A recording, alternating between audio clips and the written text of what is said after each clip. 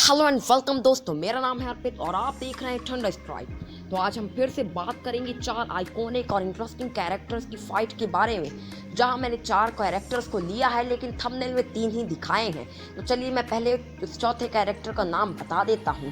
तो आज हम फाइट कराएंगे classical Doctor Strange, cosmic armour Superman, cosmic king Thor और थाइनोस विद इन्फिनिटी गॉन्टलेट।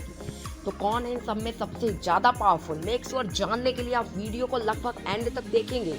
और अगर आप कहीं से नए हैं तो चैनल को सब्सक्राइब कर दीजिए और वीडियो को लाइक भी कर दीजिएगा। तो चलिए वीडियो स्टार्ट करते हैं। तो अगर हम बात करें थाइनोस विथ आईजी की, तो ये बहुत ही पावरफुल कैरेक्टर है और साथ में पहला ऐसा कैरेक्टर इन चारों में जो एमसीयू में भी दिखाया जा चुका है। और साथ में इन्फिनिटी गॉन्टलेट की मदद से थाइनोस प्लैनेट्स और यहाँ तक कि अगर फुल पोटेंशियल में यूज करे तो सोलर सिस्टम तक को डिस्ट्रॉय कर सकता है। और इससे भी बढ़ करके उसने इसकी पावर से गैलेक्टस जैसे बीइंग तक को नॉकआउट किया है और साथ में उसे अपना गुलाम भी बनाकर रखा है कॉमिक के अंदर। थाइनोस ने आईजी की मदद से Galactus, Thor, Avengers, iron man के एक पावरफुल वर्जन इन सबको बड़ी इजीली बीट कर दिया था। और यहाँ तक कि एक बार तो जस्ट विदाउट इन्फिनिटी गॉन्टलेट में जस्ट एक पंच से थॉर और हल्क दोनों को नॉकआउट कर दिया था, जो कि काफ़ी एनॉन्सियंसिस फील होता है।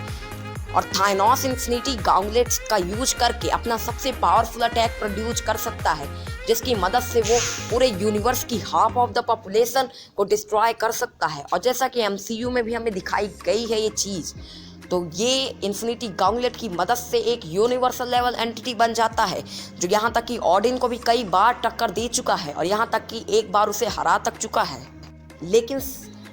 लेकिन साथ में यहाँ पर एक बार हमें दिखाया गया था कि किंग थॉर ने अपना गॉड ब्लास्ट यूज करके थाइनोस इन्फिनिटी गॉन्टलेट वाले थाइनोस को बीट कर दिया था, यहाँ तक कि उसे नॉकआउट तक कर दिया था, जो क्लियरली दिखाता है कि भले वो एक यूनिवर्सल लेवल एंटिटी हो लेकिन इतना भी ज़्यादा पावरफुल नहीं है कि उसे कोई भी बीट ना कर सके। तो अब बात करते हैं कॉस्मिक आर्मर सुपरमैन की। तो cosmic armour Superman one of the most powerful DC characters में से एक है और यहाँ कुछ लोग इसे सुपरमैन की एक फॉर्म मानते हैं। तो मैं क्लियर कर दूं कि ये सुपरमैन की कोई भी रियल फॉर्म नहीं है, ये बस एक रोबोट है और कुछ भी नहीं। और इसका कोई भी वास्ता नहीं है सुपरमैन से और ना ही किसी और भी बीइंग से। इसको जस्ट मॉनिटर्स ने मिल करके एक रोबोट की तरह क्रिएट किया है मॉनरॉक को मारने के लिए। और ये बहुत ही पावरफुल बीइंग है और अपनी पावर्स की मदद से ये मल्टीवर्सल लेवल तक चीज़ों को इफेक्ट कर सकता है। और इससे भी बढ़ करके इसने मैनरॉक को भी बीट कर रखा है, जो कि एक मल्टीवर्सल लेवल बीइंग है। तो अगर हम क्लासिक डॉक्टर स्ट्रेंज के बारे में बात करें तो क्लासिकल डॉक्टर स्ट्रेंज का सेकंड मोस्ट पावरफुल वर्जन है। और डॉक्टर स्ट्रेंज के एक वर्जन यानी ब्लैक प्रिस्ट डॉक्टर स्ट्रेंज को छोड़ करके हर वर्जन ऑफ डॉक्टर स्ट्रेंज को बीट कर सकता है। और साथ में ये एक मल्टीवर्सल लेवल बीइंग है जो अपने यूनिवर्स या फिर अपने मल्टीवर्स में चीज़ों को इफेक्ट कर सकता है। और साथ ही साथ डॉक्टर स्ट्रेंज के इस वर्जन ने इटर्निटी को तक बीट कर रखा है। और साथ में इटर्निटी ने खुद भी कहा था कि ये मल्टीवर्स का सबसे पावरफुल कैरेक्टर है। तो अब बात करते हैं इसके लास्ट कैरेक्टर यानी कॉस्मिक किंग थॉर की। तो cosmic king Thor doctor strange की तरह रेन किंग थॉर के बाद सबसे पावरफुल वर्जन ऑफ थॉर है।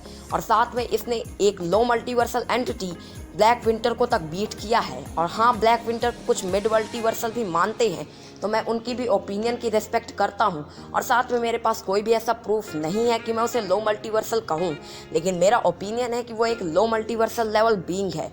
तो उसने लो मल्टीवर्सल लेवल बीइंग को जस्ट एक लाइटनिंग से डिस्ट्रॉय कर दिया। और साथ में इस वर्जन ऑफ थॉर ने फुल फेट गैलेक्टस तक को बीट करके रख दिया था काफ़ी ईजिली।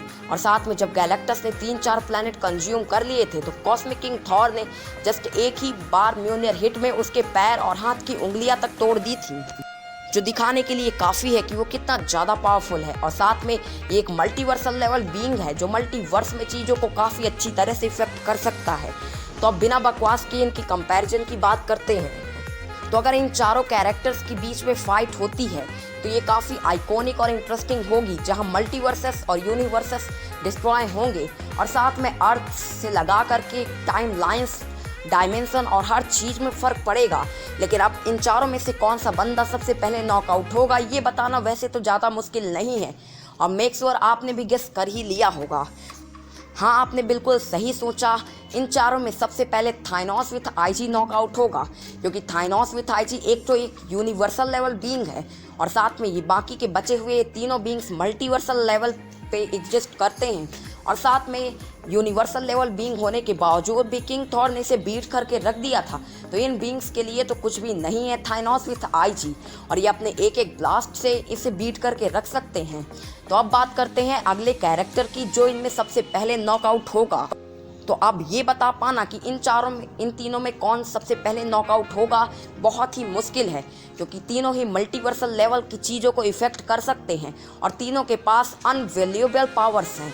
जहाँ क्लासिकल डॉक्टर स्ट्रेंज ने इटर्निटी को बीट कर रखा है, वहीं कॉस्मिक किंग थॉर ने low multiversal level being Black Winter को बीट कर रखा है और वहीं कॉस्मिक सुपरमैन ने मैन रॉक को बीट कर रखा है, जो भी एक मल्टीवर्सल लेवल बीइंग था। तो अगर मेरी माने तो मेरे अकॉर्डिंग इन तीनों की फाइट में अब जो बंदा नॉकआउट होगा वो होगा क्लासिकल डॉक्टर स्ट्रेंज, क्योंकि क्लासिकल डॉक्टर स्ट्रेंज को काफ़ी टाइम लगा था इटर्निटी को बीट करने में और इटर्निटी एक लो मल्टीवर्सल लेवल बीइंग है और हम ऐसा कह सकते हैं कि eternity is equal to Black winter.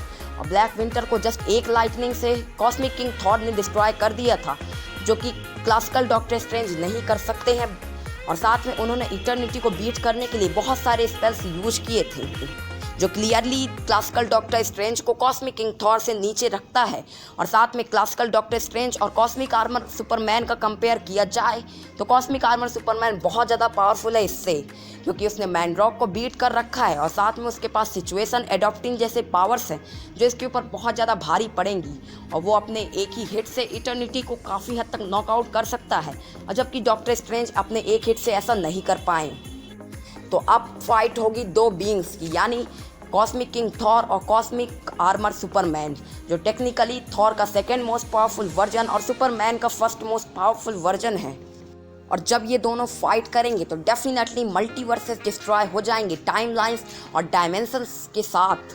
तो अब आपको क्या लगता है कमेंट करके ज़रूर बताइएगा, और साथ में अगर मेरे ओपिनियन से आप डिसएग्री करते हैं तो प्लीज़ आप कमेंट में अपने रीजन के साथ ये एक्सप्लेन कर सकते हैं कि कैसे आप मुझसे डिसएग्री कर रहे हैं और क्यों कर रहे हैं।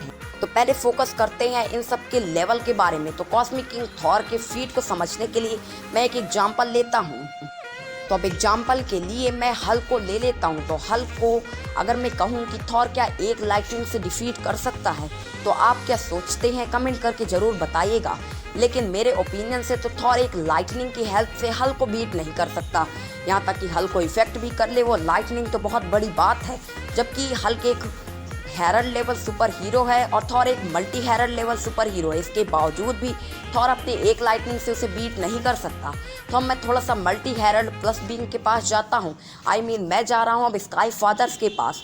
तो क्या ऑडिन फोर्स का यूज करके हल्क को एक बार में बीट कर सकते हैं? तो मेरा ओपिनियन है हाँ, कि मे बी ऑडिन फोर्स की मदद से हल्क को बीट कर सकते हैं। लेकिन अगर मैं सिंपल लाइटनिंग की बात करूं तो क्या अपनी सिंपल लाइटनिंग का यूज करके ऑडिन हल्क को बीट कर पाएंगे?